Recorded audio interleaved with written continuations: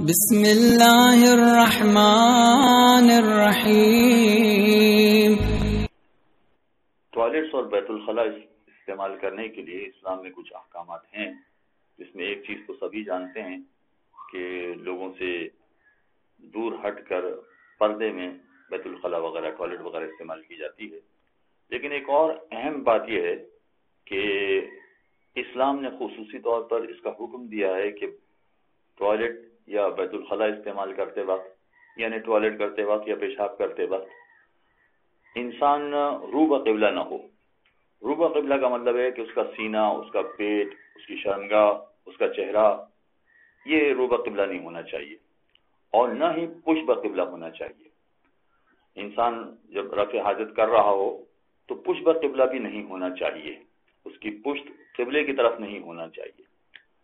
اگر کسی مقام پر اس طرح کی ٹوائلٹ بنی ہوئی ہیں تو ان کو اپنی ٹوائلٹ صحیح کروانا چاہیے، اور اگر فرض کیجئے کہ ایسی ٹوائلٹ استعمال کرنے پر انسان مجبور ہے تو پھر ٹوائلٹ میں ذرا سا ڈائریکشن بدل کر تھوڑا سا دائیں طرف یا تھوڑا سا بائیں طرف ہو کر بیٹھے، تاکہ رو قبلہ یا پشت قبلہ نہ ہو جائے۔ اور اسی طرح سے انسان کی شرمگاہ بھی رو قبلہ نہیں ہونا چاہیے، یعنی فرض کیجئے کہ وہ خود تو رو قبلہ نہیں ہے، وہ سمجھیں 10 ڈگری 15 ڈگری قبلے سے آگے یا پیچھے ہے، مگر شرمگاہ اس کی اس طرح سے ہے کہ جب وہ پیشاب کر رہا ہے تو پیشاب قبلے کی طرف جا رہا ہے، یہ بھی ٹھیک نہیں ہے، اس کی بھی اجازت نہیں ہے۔ اب ایسی صورت میں اگر وہ اپنا ڈائریکشن تبدیل کر سکتا ہے تو ڈائریکشن تبدیل کر کے بیٹھے، اور پھر عام حالات میں تو یہی طریقہ کار ہے کہ اس طرح سے بیت الخلاء استعمال کرے اور ٹوائلٹ اور پیشاب اس طرح سے کرے کہ جس میں رو قبلہ یا پشت قبلہ نہ ہونے پائے۔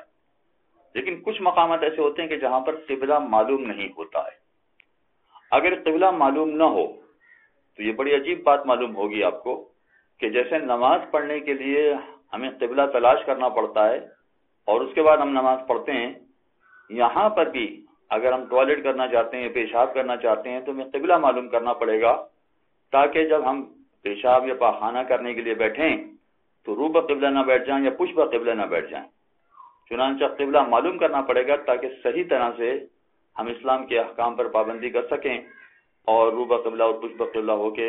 بیت الخلاء استعمال نہ کریں یا پیشاب یا پاخانہ نہ کریں۔ اور اگر فرض کیجئے کہ کسی ایسی جگہ پر ہم پھنس گئے ہیں کہ جہاں ہمیں پتہ نہیں چل رہا ہے کہ قبلہ کس طرف ہے،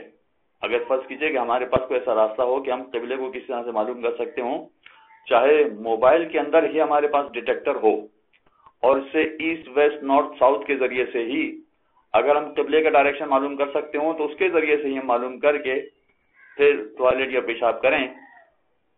اور اس کے ذریعے سے ہم قبلے کو پہچاننے کی کوشش کریں۔ یعنی اگر فرض کیجئے کہ موبائل میں جو ڈیٹیکٹر ہے وہ قبلے کا ڈائریکشن بالکل صحیح نہ بھی بتا رہا ہو، 5 ڈگری 10 ڈگری ایک طرف یا دوسری طرف بتا بھی رہا ہو، تو اگر ہم بالکل کراس ہو کے بیٹھ جائیں، اگر قبلہ سامنے کی طرف ہے اور اگر ہم اس طرف ہو کے بیٹھ جائیں تو یقیناً ہم قبلے سے کافی منحرف ہو کے بیٹھے ہوں گے، لہذا ایسی صورت میں کوئی حرج نہیں ہوگا۔ تو اگر موبائل جیسی چیزوں کے ذریعے سے بھی یہ ممکن ہو کہ قبلے کا ڈائریکشن معلوم کریں تو معلوم کرنے کے بعد پھر ٹوائلٹ یا پیشاب کریں، تاکہ رو قبلہ یا پشت قبلہ نہ بیٹھ پائیں۔ اور اگر فرض کیجئے کہ ہمارے پاس کوئی ایسی چیز ہے ہی نہیں، کوئی ایسا ذریعہ ہی نہیں ہے کہ جہاں ہم قبلہ معلوم کر سکیں تاکہ اس کے اعتبار سے پیشاب پاخانہ کریں، تو پھر نماز کے بارے میں تو ایک حکم ہے کہ اگر آپ کو قبلے کا کہیں سے ڈائریکشن پتہ نہ چل رہا ہو، بالکل کسی طرح کا کوئی اندازہ ہی نہ ہو کہ قبلہ کس طرف ہے، تو آپ کسی بھی ایک طرف رخ کر کے نماز پڑھ لیں، کافی ہو جائے گا۔ مگر یہاں پر اور زیادہ سختی اور پابندی ہے کہ اگر آپ ٹوائلٹ یا پیشاب کرنا چاہتے ہیں تو اگر کسی طرح سے آپ قبلے کو معلوم نہیں کر سکتے تو لازم ہے کہ آپ جتنا روک سکتے ہیں روکیں، ٹوائلٹ یا پیشاب نہ کریں، بالکل جتنا بھی ممکن ہو سکتا ہے اس کو روکیں۔ ہاں کوئی ایسی صورتحال پیش آ جائے کہ آپ کے لیے روکنا ممکن ہی نہ ہو، یا روکنا ممکن ہو مگر آپ کے لیے بہت ذرا نقصان دہ ہو، میڈیکلی نقصان دہ ہو یا دوسرا کوئی اور پرابلم ہو جس کی وجہ سے بہت نقصان پہنچ رہا ہو، تو پھر کوئی حرج نہیں ہے۔ ورنہ یہاں پر ذمہ داری یہ ہے کہ آپ ٹوائلٹ نہ کریں، پیشاب نہ کریں جب تک کہ آپ قبلہ معلوم نہ ہو جائے۔ قبلہ معلوم ہونے کے بعد ہی ٹوائلٹ یا پیشاب کریں تاکہ آپ کا یہ عمل بالکل صحیح ہو جائے. وصلی اللہ علی محمد وآلہ الطاہرین. اللهم صل على محمد وآل محمد.